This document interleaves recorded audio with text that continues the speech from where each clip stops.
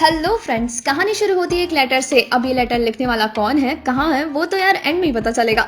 अभी फिलहाल सस्पेंस बरकरार रखते हैं। ये लेटर ऑल द वे घूम फिर के जाके पहुंचता है जीवान के पास। जीवान को 5 सालों से कोई ये लेटर सेंड कर रहा होता है। वो जब इस लेटर को ओपन करता है उसे उसमें एक फोटो मिलती है। तो गाइस, ये मूवी अनकंडीशनल लव पे बेस्ड है। मूवी कुछ ऐसी है जो कि आपके दिल को छू जाएगी।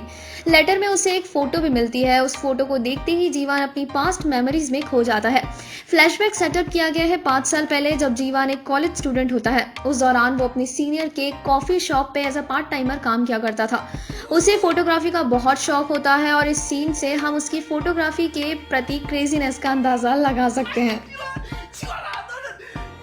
एक दिन उसके शॉप पे एक खूबसूरत लड़की आती है। जीवान को तो पहली नज़र में उस लड़की से प्यार हो जाता है। वो कोशिश करता है उस लड़की की फ़ोटो कैप्चर करने की, बट जैसे ही वो क्लिक करता है अचानक से किसी और लड़की की फ़ोटो ही क्लिक हो जाती है और ये लड़की पहली वाली लड़की की बेस्ट फ्रेंड होती है। कॉफ़ी पीने के बाद दोनों लड़कियां कहीं को रवाना हो जाती हैं। जीवान उनका पीछा करता है। भाई, प्यार हो तो जीवान जैसा। ये भाई साहब खड़ी चढ़ाई पे साइकिल से टैक्सी का पीछा कर रहे होते हैं। चलो, जैसे तैसे जीवान अपनी डेस्टिनेशन पहुंच ही जाता है। दोनों लड़कियां एक रेस्टोरेंट में बैठी होती है। जीवान हिम्मत करके उस लड़की से बात करने के लिए आगे बढ़ता है, बट अगले ही पल वो नर्वस हो जाता है और नेक्स्ट सीट पे बैठ जाता है। थोड़ी देर बाद हिम्मत करके वो दोबारा अपनी सीट से उठता है और जोर जोश में आखिर अपने मन की बात बोल ही जाता है। फर्स्ट गर्ल का नाम सोइन होता है और सेकंड गर्ल का नाम क्यांग ही होता है। जीवन पहली मुलाकात में सोइन को प्रपोज कर देता है। दोनों ही लड़कियों का ऐसी एक्सपेक्टेशन नहीं होती। सिचुएशन बहुत ज़्यादा ऑकवर्ड हो जाती है और फिर in very polite way Soin उसको मना कर देती है। जीवन को अपनी हरकतों पे एम्बेरसमेंट फील होती है और हार्ट ब्रेकिंग फीलिंग के साथ वो वहाँ से चला जाता है। बाहर निकलने के बाद जीवान मन ही मन सोचता है कि जोर जोश में फालतू में बेइज्जती करवा ली यार। कुछ देर बाद वो एक बड़ी सी घड़ी के साथ वापस आता है और फिर घड़ी को 1 आवर पीछे कर देता है और उन दोनों लड़कियों को कहता है, मैंने टाइम को 1 घंटे रिवाइंड कर दिया है। भूल जाओ कि हम कभी मिले थे। नेक्स्ट टाइम जब हम मिलेंगे तो हम अच्छे दोस्त होंगे। यस गाइस, आप लोग सही सोच रहे हो। बर्फी मूवी में इस पर्टिकुलर सीन को कॉपी किया गया है। वेल, इस स्वीट जेस्चर से सोइन और कंग ही दोनों ही काफ़ी इंप्रेस हो जाती हैं। उन्हें जीवान का ये मेथड काफ़ी हिलेरियस लगता है। इस इंसिडेंट के बाद सीरीज ऑफ हैपनिंग्स होती है और समय बीतने के साथ ये तीनों गुड फ्रेंड्स हो जाते हैं। एक मीटिंग के दौरान वो दोनों बताती हैं कि स्कूल टाइम में वे दोनों कितनी डफर हुआ करती थी, इसलिए हाई स्कूल होने के बाद उन्होंने कोई कॉलेज वगैरह ज्वाइन नहीं किया। वहीं जीवान के ऊपर घर की जिम्मेदारियां होती है और अपने डैड के मरने के बाद उसे और उसकी मॉम को ही सारा घर संभालना पड़ता है। टाइम बीत जाता है। अब गुड फ्रेंड्स बेस्ट फ्रेंड बन गए होते हैं। एक दिन जब जीवान का सीनियर क्यांग ही को कहता है कि जीवान और सोइन अगर कपल होते तो बहुत सूट करते, तब क्यांग ही को सडन रियलाइजेशन होता है कि वो जीवान को पसंद करने लग गई है। इसी कंफ्यूजन में वो सोइन से जेलस फील करती है और उसके साथ में स्ट्रीट भी करती है, बट बेस्ट फ्रेंड होने की वजह से बाद में उसे इस बात का दुख भी होता है। नेक्स्ट डे वे तीनों एक ट्रिप पे जाते हैं। फॉर सम रीज़न क्यांग ही और सोइन की फैमिली उन्हें ज़्यादा घूमना फिरना अलाउ नहीं करती थी, इसलिए वे दोनों घर से भाग के आई होती हैं। इसी दौरान जीवान को कंग ही के लिए अट्रैक्शन फील होता है, बट वो अपनी इस दोस्ती को तोड़ना नहीं चाहता था, इसलिए वो आगे कोई मूव नहीं करता।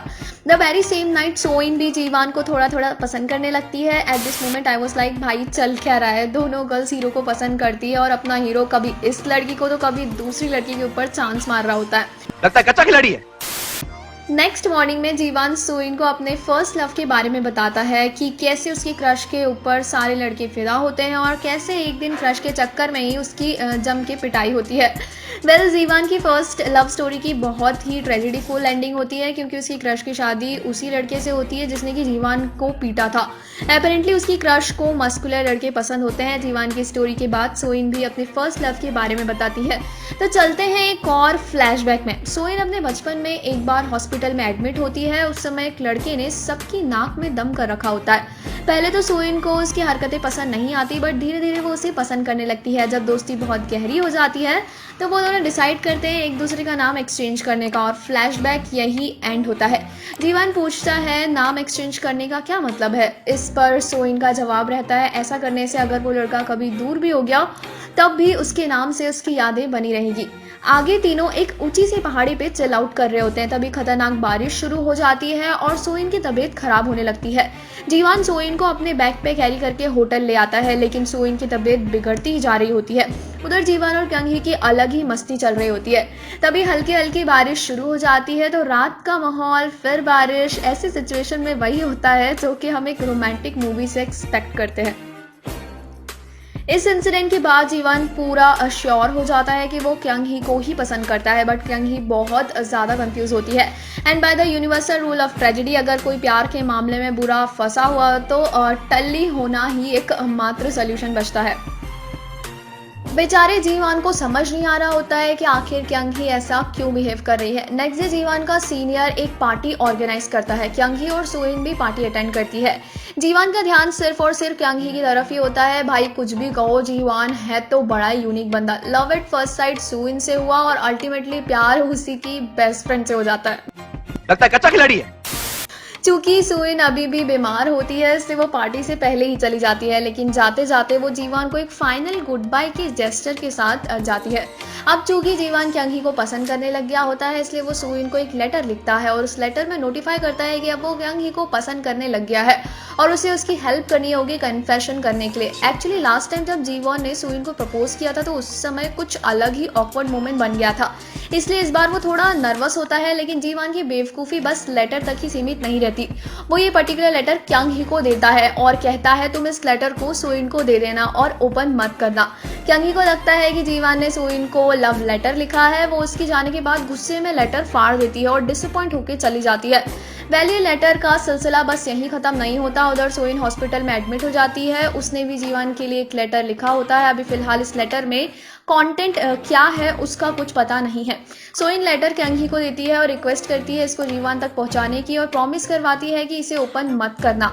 क्योंग ही बस लेटर रख लेती है। इस बार वो लेटर फाड़ती नहीं। Clearly she is very good friend. इस पर्टिकुलर सीन में फ्रस्ट्रेशन और डिसअपॉइंटमेंट का अलग ही लेवल होता है। सेम नाइट जीवान और क्योंग ही एक टेंट रेस्टोरेंट में मिलते हैं और क्योंग ही कहती है अब हम तीनों नहीं मिल सकते क्योंकि अब वे दोनों इसके साथ कंफर्टेबल नहीं हैं। क्योंग ही कोई मेजर रीजन बताया भी बिना ही जीवान को अकेले छोड़ के चली जाती है। जीवान इस इंसिडेंट के बाद ही देवदास मोड में आ जाता है। So here ends a flashback. इस बात को 5 साल हो चुके होते हैं। प्रेजेंट टाइम में जीवान अभी भी उन दोनों को भूल नहीं पाया होता है। विडंबना तो ये होती है कि जीवान ने उन लड़कियों के साथ इतना वक्त बिताया था, लेकिन उसने कभी उनका घर का एड्रेस नहीं पूछा। इनफैक्ट उसके पास उनका फ़ोन नंबर भी नहीं होता। भाई बड़ा ही अलग किस्म का आशिक होता है ये। इसलिए उनके बारे में पता लगाने के लिए वो उनके स्कूल विजिट करता है। लकीली उनकी एक्स क्लासमेट से उसकी मुलाकात हो जाती है जो कि उसी स्कूल में अभी टीचर बन गई होती है। टीचर उसे बताती है कि क्योंग ही और सोइन हमेशा साथ में ही रहा करती थी। वे दोनों बचपन से ही साथ में थी क्योंकि उन दोनों को ही कैंसर होता है।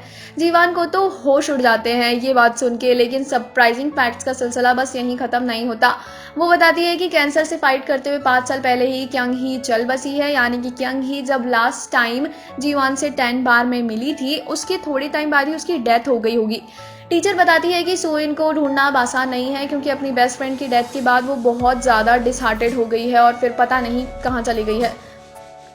तो गाइस आगे कुछ कोइंसिडेंस होने वाला है। जीवान को समझ आ जाता है कि उसे 5 साल से जो कोई भी लेटर भेज रहा है वो और कोई नहीं सोइन ही है। उन्हीं लेटर्स में से एक लेटर में एक पोस्टमैन की फोटो भी होती है। उसी को ट्रैक करते जीवान एक विलेज में पहुंचता है जहां कुछ छोटे बच्चे एक डॉग को ढूंढ रहे होते हैं और उस डॉग का नाम भी जीवान ही होता है। नेक्स्ट सीन में हमें क्योंग ही की झलक दिखाई जाती है जिसे कि बच्चे आके बताते हैं उन्होंने जीवान को ढूंढ लिया है। ऑब्वियसली क्योंग ही ने अपने डॉग का नाम जीवान रखा होगा। जब वो बच्चों को फॉलो करके जीवान के पास पहुंचती है, her eyes fill with drops of tear. But teacher ने बताया था कि क्योंग ही 5 साल पहले डेथ हो गई है, तो आखिर वो जिंदा कैसे है? तो इसके पीछे का रहस्य समझने के लिए हमें सोइन द्वारा लिखे गए लेटर को खोलना पड़ेगा जो कि उसने क्योंग ही को 5 साल पहले दिया था और अब जाके क्योंग ही ने उस लेटर को जीवान को दिया है। तो उस लेटर में सोइन ने मेंशन किया था कि उसका फर्स्ट लव क्योंग ही थी, यानी कि हॉस्पिटल वाला लड़का भी कोई और नहीं असल में क्योंग ही होती है। और जैसे कि उसने लास्ट टाइम बताया था कि उन दोनों ने एक दूसरे के नाम को एक्सचेंज किया होता है। सो डॉक्यूमेंट्स के अकॉर्डिंग सोइन क्योंग ही होती है और उनके अलावा बाकी सब घर में उन्हें उनके रियल नेम से ही जाने जाते थे, लेकिन एक दूसरे को वे दोनों एक्सचेंज नेम से इंट्रोड्यूस करती थी। अब चूंकि उनके स्कूल में सभी उन्हें उनके लीगल नेम से ही जानते थे, इसलिए टीचर ने क्यांग ही की डेथ की इन्फो पास ऑन की, जबकि असल में सो इन की डेथ हुई थी।